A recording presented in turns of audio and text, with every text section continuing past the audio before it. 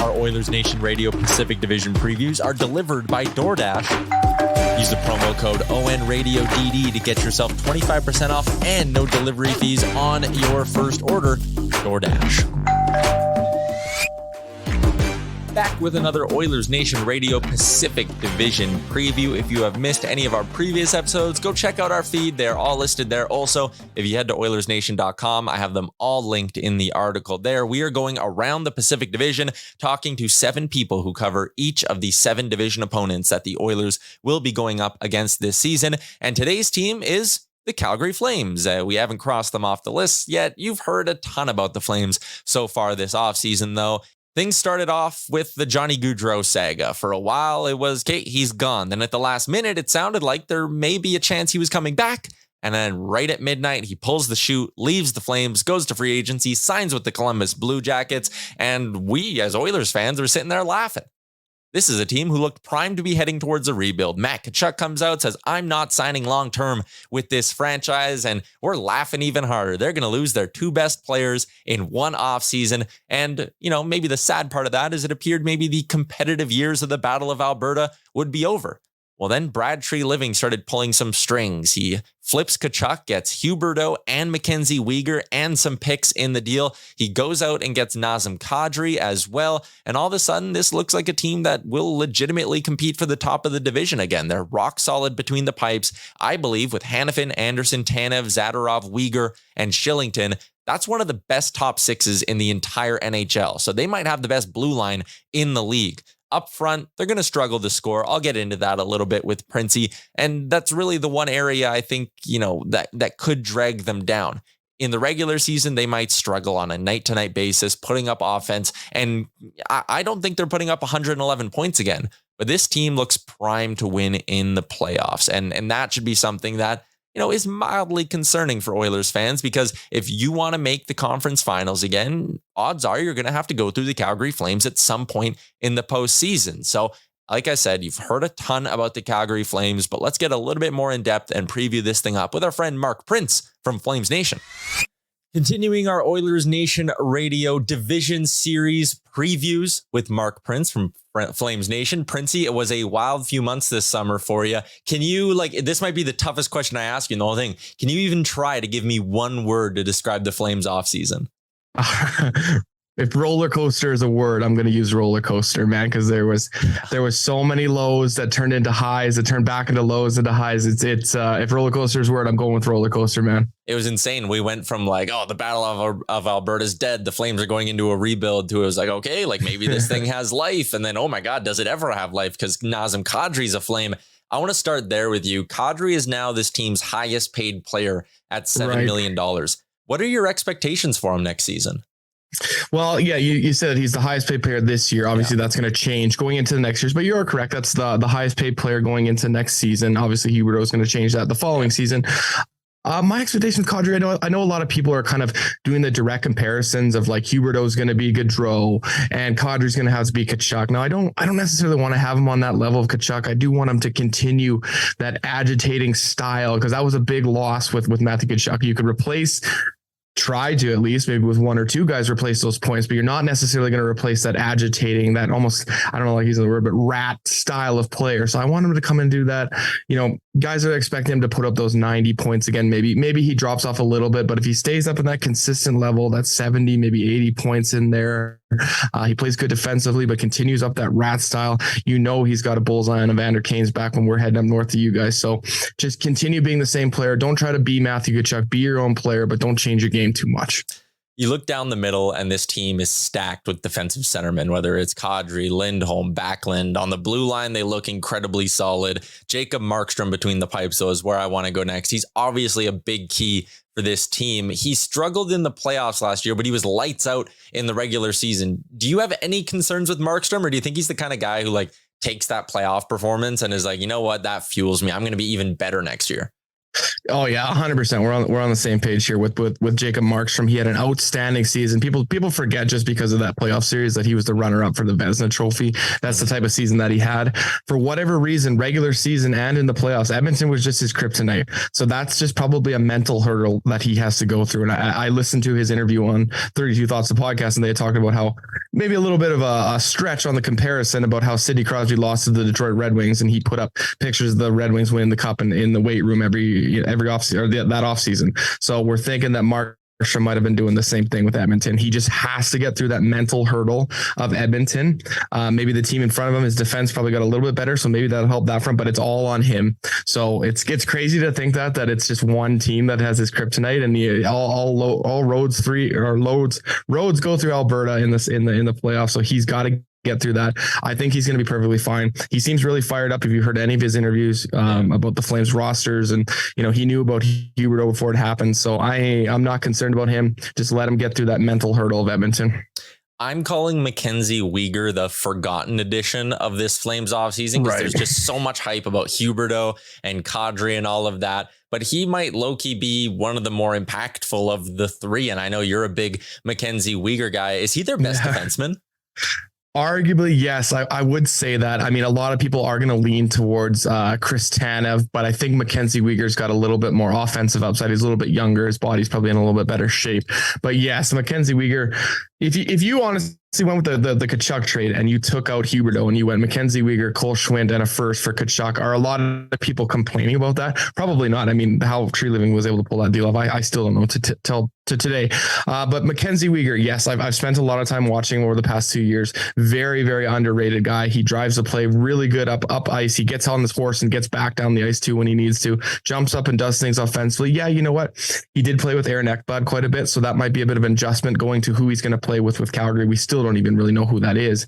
But the guy's got skill. He's young. He's fast. He's got a bit of personality to him. No, he's not going to step up and fight everyone, but he's got a bit of a bite to his game there too. So absolutely 100% Mackenzie Wieger, in my opinion, is the Flames' top defenseman. Now, that's saying a lot about what they have on their defensive core, because you're skipping over Tanev, you're skipping over Rasmus Anderson, Noah Hannafin, Oliver Shillington's in there, and then you got Big Z on the back end there too. Yeah, they're just loaded on the blue line. I also, just going back to what you said about Wieger, and people go, oh, well, he played with Ekblad. Aaron Ekblad was like always hurt over the last 2 years. Yeah. And when Ekblad was out of the lineup, Wieger was the top defenseman on one of the top teams in the East. So again, I know Oilers fans might not like to hear this, but like Wieger's legit. That blue line, you just rattled it off. It is honestly 6 deep. I think it's probably the best blue line in the NHL. When you take how good they are on the blue line, we mentioned the defensive centers. We've talked about Markstrom. Does it not kind of feel like the Flames are built to be the anti-Oilers? Like they are going to do everything they can to beat you 3-1, 4-1, 2-1, whatever it is. They don't want to give up a lot of goals, and they seem built to not give up very many goals, whereas the Oilers are just the absolute opposite. If they can beat you 8-7, they will beat you 8-7. Is that fair? They're the anti-Oilers? I think that's a fair assessment. That's kind of Daryl Sutter hockey, like tight defensively, grind it out. Prior to bringing in Sutter, they were losing those games, right? Like they would, they weren't able to put up 3 goals. They would lose games 2-1 and stuff like that. Like, so yeah, I would definitely agree with that. It's crazy to think that we saw those games between Edmonton and Calgary, then, the 9-5 and the 9-6, 9-8, whatever it was. So Calgary's got to kind of stick to that. They got to grind it out. They're hoping that, it's hard, man. Like you lost the best line in hockey statistically wise. I mean, other people might say Boston has the best line in hockey, but statistically wise, you lost, 115 point guy, 104 point guy, is Jonathan Huberdeau going to mesh well with Elias Lindholm right away? You don't know that kind of stuff too, right?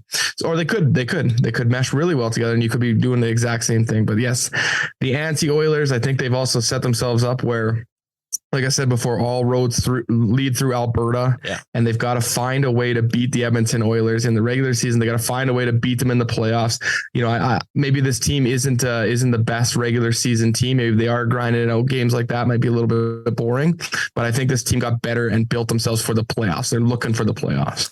Yeah, and actually that's the exact take I had. I think we talked about this on a pod like a month ago. Like it feels like the Flames are not going to be a 111-point team, but they're not a team that's going to lose any playoff series in 5 games again. I want to talk a little bit about the forwards, and this will maybe be the part of the interview that Oilers fans will like the most. But it looks like the weakness of this Flames team is going to be like consistently scoring throughout that lineup. I look at Mangiapane and I go, okay, is he going to show this year that he's a perennial 35 plus goal guy? Is Lindholm going to be a perennial 35 plus goal guy? Or with some of the higher end scoring depth, Gaudreau and Tkachuk taking off this team, could those guys take a step back? Is scoring the biggest concern for you with this team heading into next year?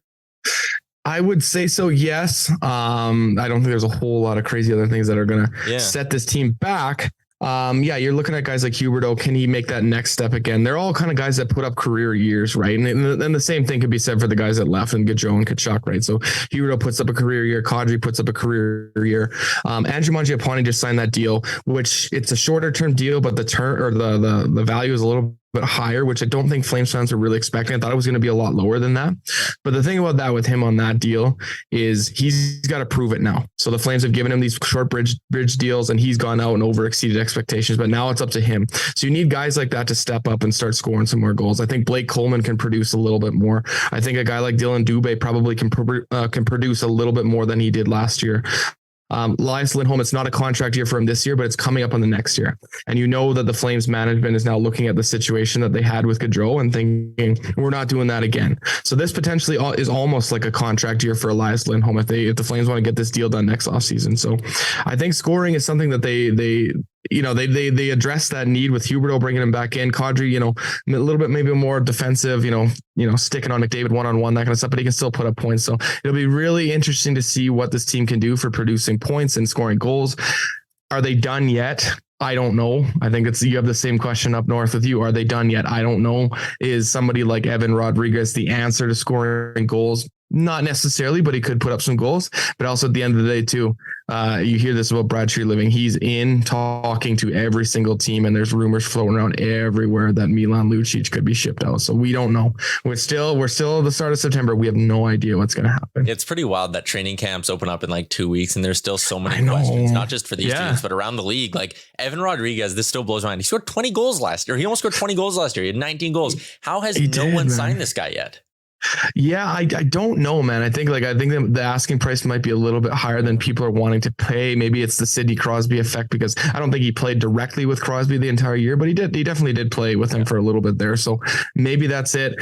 I have heard there's some teams out there that are trying to look at acquiring him just as almost like a sign and not necessarily a sign an immediate trade, but a sign and trade at the deadline, right? Like you're looking for an asset to move at the deadline, like a team like the Ducks has now popped in there. Yeah. So who knows, man? At the end of the day, too, with the Calgary Flames roster, if they don't end up adding somebody like that, then somebody from I was just about to call them the Stockton Heat. We're still getting used to that down in Calgary. The Calgary Wranglers down the hallway, not down in the States. Somebody's going to step up and have to play in the top 9. So would that be the worst thing? Probably not. No, but it'll be very interesting to see, because some stuff starts trickling down now. There's still guys out there, and it's kind of the late things. Who knows all about PTOs, that kind of stuff too. Okay, Sean Monahan got traded, and the Flames Treliving had to attach a draft pick to get rid of him. With Lucic, he only has the one more year, $5.25 million. Like if you were to keep half of that and just offload them, maybe you don't have to attach that much. Maybe it's only like your second rounder this year or something like that. But they're cap compliant right now, if I'm not mistaken, correct? Like, like $2 million. $2 million. But that's, the guy like Rodrigues would be asking for like 2.5, which doesn't quite work. Yeah. Yeah, that's fair. I'm just thinking, like, do you want to do another deal where you have to give up an asset to get rid of a contract? Where, like, I know Lucic is wildly inconsistent. We know all about that. But if you're going to have to keep half of it to get rid of him, I would argue, don't just keep him. Like, let him play in your top 9 until the deadline and then figure it out there. Well, the biggest thing about the Flames here too, and this is why I kind of reverted back to, and we talk about this on our podcast too quite a bit, is they have 10 defensemen on one-way deals right now. Now, there's a good chunk of those guys that aren't going to need, like, they'll go through waivers. No one's going to claim them, right? But a guy like Juuso Valimaki, someone could potentially claim him. So I don't know if the Flames are looking at right now adding up a bigger package with Lucic. Like, is Juuso Valimaki a former first-round pick in 2017 who's been kind of ravaged with injuries but has shown a lot of potential? Is he a substitute for a higher-end draft pick if you're trying to move Lucic? That's a good question there. One of our guys on Flamesnation Radio had also just completely, I think he was just looking for clicks, but there might be something there, was saying, now that they've acquired Mackenzie Wieger, does that make someone like Noah Hannafin a little bit more expendable than he was before, right? It's hard with him. He's up and down, but he struggled mightily against the Oilers. So who knows what's kind of looking at that guy. So 10 defensemen on one-way contracts, somebody's got to go. But also at the end of the day too, you are correct. If you're starting the opening night with Milan Lucic on your roster, it is not the worst thing in the world. I know everybody doesn't like his cap on the fourth line. Trust me, I don't like it either. It's hard. It's handicapped us for a little bit. Maybe there's an option where you are even in, competing for the division, or you're secured a playoff spot by the trade deadline, and you see, well, you know what, the Boston Bruins actually, they want him, and we've only played him sparingly, so maybe we can flip him and get an asset back. Who knows, man? So I'm okay. I'm a Luch fan, so I'm okay if he's on the roster. As I go through sort of these interviews and I'm talking to someone from every market in the Pacific Division, as we get through all of this, I'm asking everyone sort of what their outlook is for the top of the division. I think both of us would be in agreement that it's kind of Edmonton and Calgary 1 and 2 in whatever order. Who's number 3 in your opinion? I'm sticking in Canada. I'm going to go with the Vancouver Canucks. I think they have a better direction now that they've signed JT Miller. Now, again, I was listening to some podcast saying before that they could still potentially move him. He doesn't have a no move in this the first year of his deal. But yeah, to me, it's just the easier one last year would have been the Vegas Golden Knights, but their goaltending just has such a big question mark on it to me. LA looks a little bit better in my opinion. They've added some better guys, and they, in the playoffs, I'm not saying they would have beat Edmonton, but they didn't have Doughty, and I don't even think they had Arvidsson much either. Didn't have Sean Walker, who's a legit top forward. Yeah, exactly. And they weren't quite sold on the goalie. I think Quick played really good, but who knows what's going to happen this year. But I will stick with the Vancouver pick. I think that they've got the goaltending. Defense is a little bit soft in my opinion, but they've got the firepower out front to not necessarily compete for the division, but squeak in there. 3 Battle of Alberta's coming in the first 3 months of the season. It's going to be awesome, Printzy. We are going to have a ton of fun. Thanks for doing this, man. Anytime, guys. Anytime. All right, big shout out to Printzy for joining me today on the show. That's going to be a wrap for another edition of our Oilers Nation Radio Pacific Division previews. Big shout out to everyone who's joined me so far, and a big shout out to you for listening as well. Also to our sponsor, Oodle Noodle. Check them out. It's a Tuesday. You don't want to cook.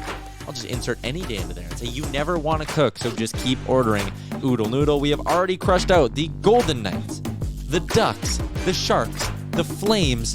That means we still have the Canucks, the Kings, and the Seattle Kraken to go. So look for those in the coming weeks. Until then, have a good one. I'll be back on Thursday with another Pacific Division preview.